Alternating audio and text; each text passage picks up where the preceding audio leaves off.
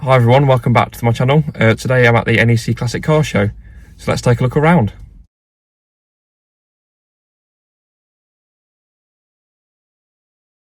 The first vehicle I spotted, which was the only tractor at the show, was this 1955 Ferguson TED20, owned by my friend Brenton.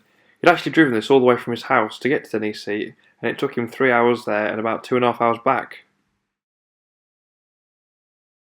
The first car I spotted at the show was this 1992 Skoda Favorit in Forum trim. This is actually the predecessor of the Skoda Felicia, which later became the Skoda Fabia. The next car I spotted at the show was this Mark II 1991 VW Polo CL. Despite this being the hatch variant of the car, people often still refer to it as a bread van due to its square rear looks. What do you think to this bread van? Let us know in the comments. Next up was this very early Mark III 1978 Ford Capri LIS. The Mark III Capri was available in many engine choices, ranging from a 1.3 up to a 3 litre, but this specific variant has a 2 litre Pinto 4-cylinder engine. Then I spotted this Reliant Schmitar GT SE5. This happened to be produced in 1972 and it features the 3 litre Ford V6 engine. Then I spotted this 1986 Opel Monza A2 3 litre E. The car is looking very worse for wear, but will hopefully see a restoration in the near future.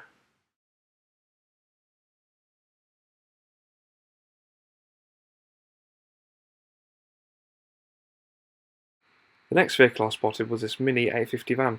This happens to be a very early Mark III model, being a January 1970 build. The car was that clean it almost looked like brand new. I then spotted this Vauxhall Astra Mark II GTE. This happens to be an imported example and was on a H-reg, so it's either a 1990 or a 1991 car. I saw that the owner is actually doing a light restoration on the car and slowly bringing it back to its former glory. Moving on, I then spotted this rather quirky looking MPV, known as the Renault Aventime. This was fitted with a 2 litre 4-cylinder engine, but you could also get a 3 litre V6. Funnily enough, it's actually classed as a 3-door shooting brake despite its MPV looks. I then spotted this Toyota Celica Mark IV. The Mark IV actually came in 3 different shape variants, including the 2-door convertible, the 2-door notchback coupe, and this one, which is a 3-door liftback coupe. What do you think to the Mark IV Celica?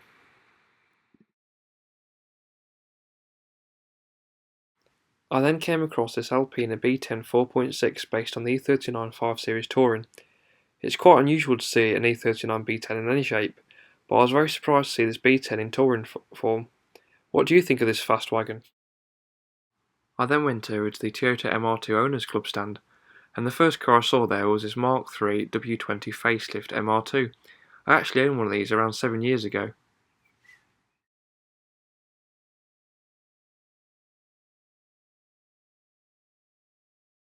As well as the Mark III, there was also this Mark II and Mark I on the stand.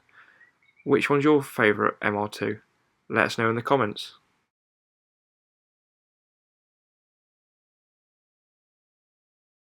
I then spotted this MGX Power SV Coupe. There are only actually around 82 of these ever produced between 2003 and 2005, and they used the Ford Modular V8 engine. What do you think to this rare coupe? Next up I spotted my first fast forward of the day, being a 1 of 500 Imperial Blue Ford Puma Coupe. The car uses the 1.7 litre Zetec SE engine, which was originally designed to run around 180 horsepower with a turbocharger. However, due to the high project costs of the limited run car, the engine was kept naturally aspirated. Additionally, less than half of the 500 cars were actually sold directly to customers due to the high vehicle price of $23,000 at the time. Next up I spotted my first Porsche of the day, being this 2002 Porsche 911 996 Targa. It features the 3.6 naturally aspirated engine producing 316 brake horsepower to the rear wheels. This was a very clean example of for sale at $25,000. Next up I spotted this C209 Mercedes CLK 63 facelift. I've always liked this generation of CLK and I think it's aged really well compared to the E-Class Coupe that replaced it. What do you think to these? I then came across another fast Ford, this one being a Mark V Ford Escort Cosworth in showroom-like condition. Just over 7,000 examples were made between 1992 and 1996. Therefore, somehow next year this will be the 30th anniversary of the final production of the Escort Cosworth.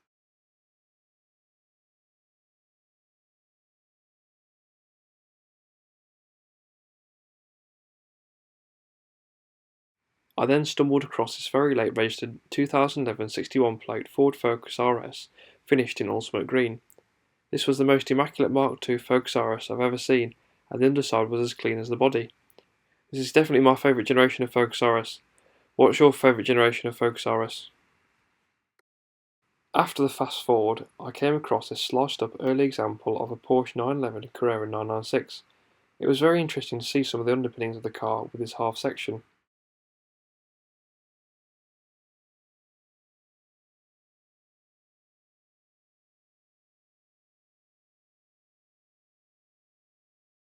I then spotted this Mark I Scirocco. This happened to be in GL trim. It was actually next to a Mark II Scirocco which is in Scala trim. Which car do you prefer, the Mark I or the Mark II?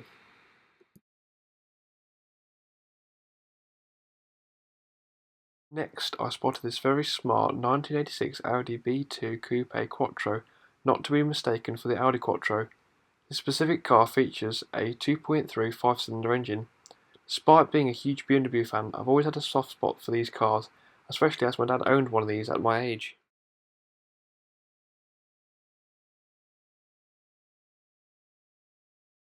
I then spotted this rather strange looking ute vehicle, which I believe once was a Rolls-Royce Silver Spirit. What do you think to this converted pickup?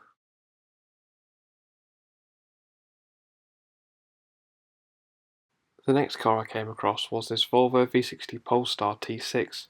This specific example is the later 2-litre 4-cylinder model, but the previous V60 Polestar featured a 3-litre straight-six engine, which weirdly sounded similar to that of a BMW straight-six turbo engine. What do you think to this V60 estate? One of my favourite spots from the show was this 2022 Porsche 911 992.1 GT3 Touring with a manual gearbox. Compared to the standard GT3, these slip under the radar due to the wingless rear and subtle sporty looks they have. The next car I spotted was this very clean 2002 7th generation Toyota Celica. This also happened to be the 1.8 VVT-Li T-Sport version, meaning you got the 190 horsepower variant over the standard 143 brake horsepower variant derived from the Mark III Toyota MR2. I then spotted this Subaru SVX. It was my first time seeing one of these cars in the flesh, and I can only assume not many were made. These cars feature the 3.3 flat-six petrol engine producing 223 brake horsepower.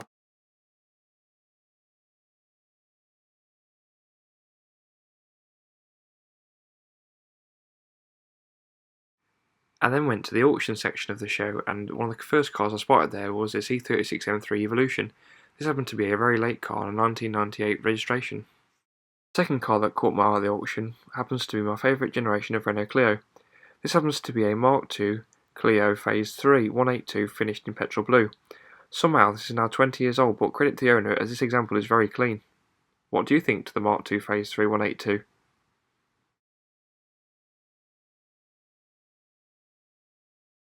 I then spotted not one but two examples of a Mark I Clio Williams. When new, these were a great choice for the hot hatch enthusiast of the time.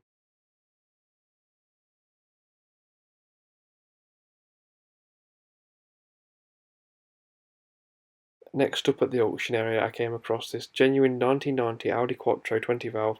This was estimated to sell around £45,000 to £50,000. I then spotted this 1957 BMW 502 3.2. This was by far the oldest BMW at the auction and was estimated to sell around £15,000 to £18,000. One of my top picks at the auction was this 2005 Mitsubishi Lancer Evo 9 GT wagon. It is highly unusual to see any Lancer wagon, especially an Evo wagon like this. I really like these fast Japanese wagons. What do you think? This car was estimated to sell around £25,000 to £30,000.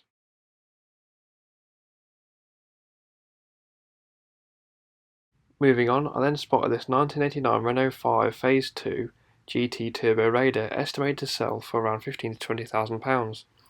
The Raider was only available in metallic blue with a different interior and wheels compared to standard GT Turbo, but in late 1991 the 5 GT Turbo was phased out to make way for the new Renault Clio Mark I, Williams and 16 valve. I then spotted a pair of very clean Mark II Golf GTIs. Both happened to be the 16 valve variant. The silver car was a 1989 car and the oak green car was a 1990 car. I'd never actually seen an out green Mark II Golf GTR before, so I think they're quite unusual to see.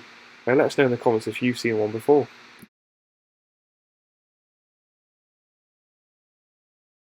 Next up we have this Talbot Matra Marina 2.2. One of the cool quirks about this French coupe is the fact it has 3 seats at the front, which is quite usual for any car, let alone a small coupe. What are the 3 seat front seat passenger cars can you think of other than the Honda FRV and the Fiat Multipla? This car also happened to have an estimate between 8 and 10,000 at auction. The next car I spotted at the auction was this Mercedes SLR McLaren Coupe. This car features a supercharged 5.4 litre V8 mated to a 5G Tronic automatic gearbox.